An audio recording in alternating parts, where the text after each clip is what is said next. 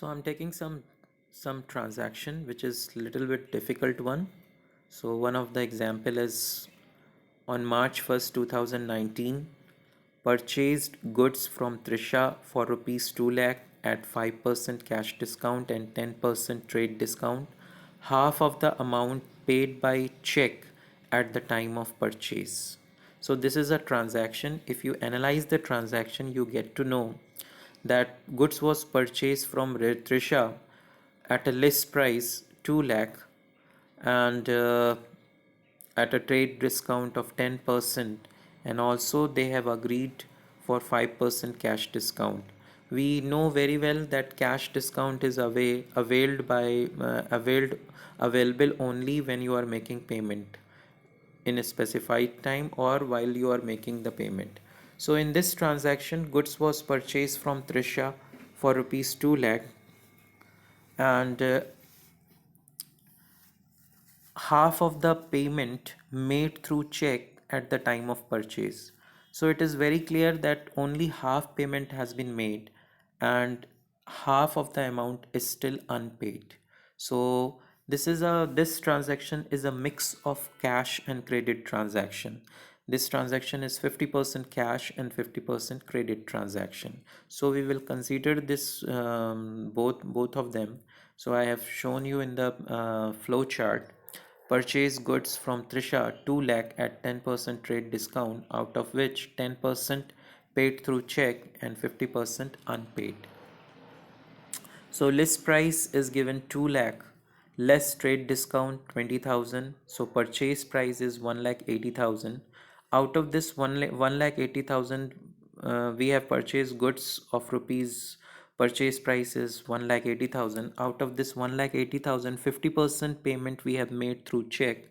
So 50% of the payment, 50% of the 1 lakh 80,000 is 90,000, and on this amount we will receive discount.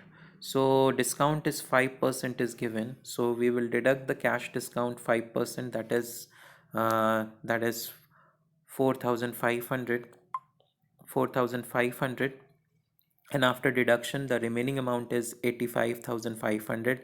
This is the amount of check we have paid to them, uh, paid to the Trisha, that is the supplier. So whenever, as yesterday I have discussed with you, whenever the check word is used means bank is involved. So 50% is not paid, that is 90,000 is unpaid. For that we will consider the Trisha as a supplier or creditor. So number of accounts involved in this transaction is purchase account is involved, bank account is involved, discount received is involved, and Trisha is involved. Purchase, we know it's a nominal account and it is expenses for the business, so it should be debited. Bank is a personal account.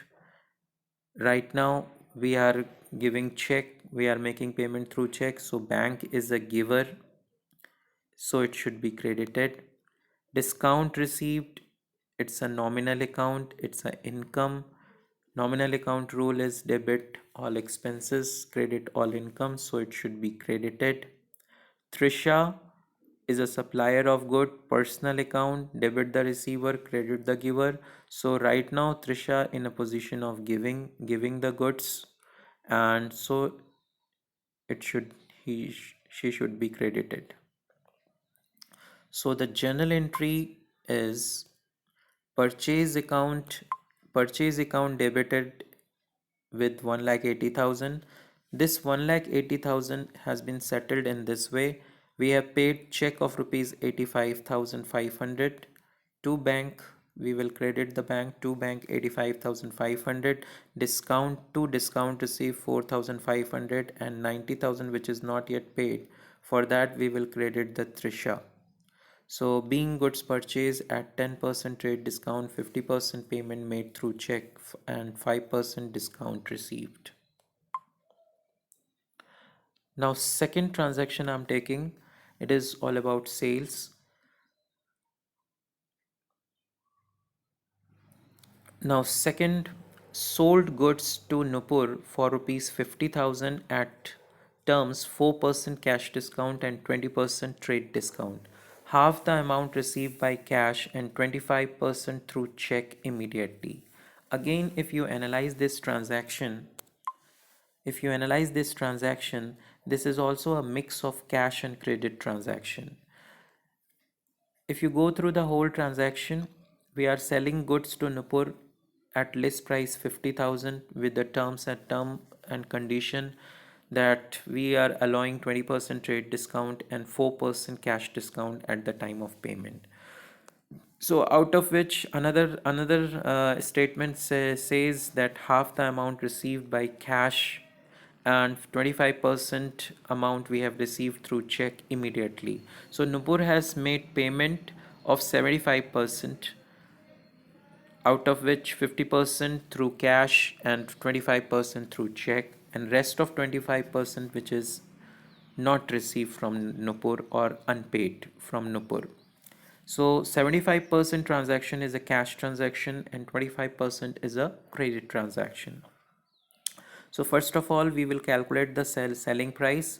List price is given 50,000. We will deduct the trade discount 20%. 20% of the 50,000 is 10,000. So selling price is 40,000. Out of this 40,000, 50% payment was made through payment we received through cash. So 50% of the 40,000 is 20,000, and we will allow the discount of 4%. So 4% of the 20,000 is 800. So cash paid by Nupur or cash received from Nupur is 19,200. 25% payment through check. Nupur paid 25% payment through check. So 25% of the 40,000 is 10,000. We deduct the discount allowed 4%, that is 400, and payment through check is 9,600. Payment through check means we have received check of rupees 9,600, and 25% payment unpaid from Nupur. So Nupur will be involved. It is 25% transaction is a credit transaction, and 25% of the 40,000 is 10,000. So total number of accounts involved is cash account is involved, discount allowed is involved, sales account is involved, bank account is involved, Nupur is involved. We are going to pass a compound entry.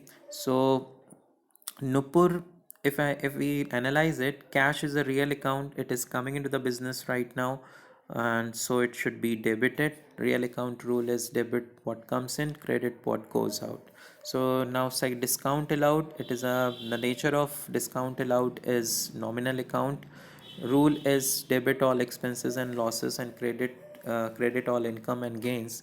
So discount allowed is a loss for the business, so it should be debited.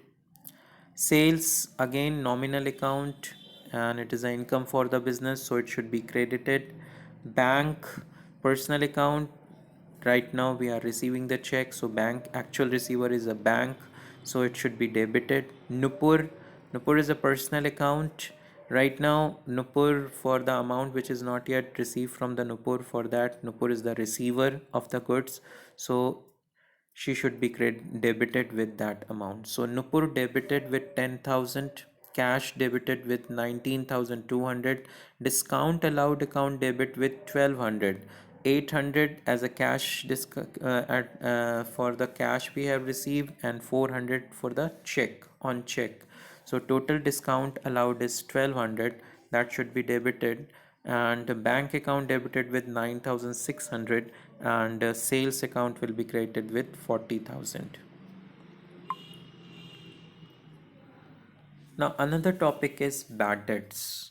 Bad debts we have discussed at the time of accounting terms, and bad debt is meaning of bad debt is, in short, irrecoverable amount from debtor. Means we have a debtor, and if we are not able to receive money from him, so that amount which is irrecoverable from him is treated as bad debt. It is a loss for the business, and the nature of bad debt is nominal account. So I'm taking an example. Ravi, who owed us rupees 10,000, is declared insolvent, and 30 paise in a rupee is received from his estate. So if you analyze this transaction, Ravi, who has borrowed, owed us means borrowed from us rupees 10,000, is declared insolvent. Insolvent, we have already clarified you, the person who is not capable to make payment of his debt. So Ravi declared insolvent, and 30 paise in a rupee, it means that in 1 rupee, 1 rupee contains 100 paise. So out of 100 paise, 30 paisa is received from his estate, means out of total amount we have received 30%. So there are three accounts are involved: Ravi, cash, and bad debts. Ravi is a personal account. Rule of the personal account: debit the receiver, credit the giver. So right now Ravi is a giver of cash as well as loss to the business. So he is a giver of cash as well as loss. So he should be credited. He should be credited. Cash, real account, right now it is coming into the business, so it should be debited. Bad debt, the nature of bad debt account is nominal account and it is a loss for the business, so it should be debited. Nominal account rule is debit all expenses and losses, credit all incomes. So right now it is a loss, so it should be debited. So we will see 10,000, total debt was 10,000, 30% received, that is 3,000 received, and 70% irrecoverable, that is bad debt, 7,000. So we will generalize it. Cash account debited with 3,000, bad debt account is debited with 7,000, to Ravi 10,000. Now one more transaction I'm taking it. Started business with cash rupees 1 lakh, stock 1 lakh, building 20 lakh. So someone is starting a business, that is definitely he is the owner of the business. He is starting his business with the cash of 5 lakh, stock is 1 lakh, and building is 20 lakh. This is the total investment made by the owner. Whenever owner investing anything into the business, he is represented by the account that is capital account. So if we go through the transaction, there are four accounts are involved: owner, cash, stock, and building. Owner is a personal account: debit the receiver, credit the giver. So right now owner is the giver, so capital account should be credited. Cash, real account, right now it is coming into the business, so it should be debited. Stock again is a current asset, so it's a real account. Nature of a stock account is real account, and it is coming into the business, so it should be debited. Building, nature of the account is real account. Building is an asset, so it's a real account. Debit what comes in, credit what goes out. So right now building is coming into the business, so it should be debited. And the journal entry we will pass: cash account debited 5 lakh, stock account debited 1 lakh, building account debited 20 lakh, to capital 26,000. So with this I would like to stop here, and I have given you one homework. This is the homework I have given. Almost more than 10 transaction is there. You must solve this question and also note down all the concepts I have discussed.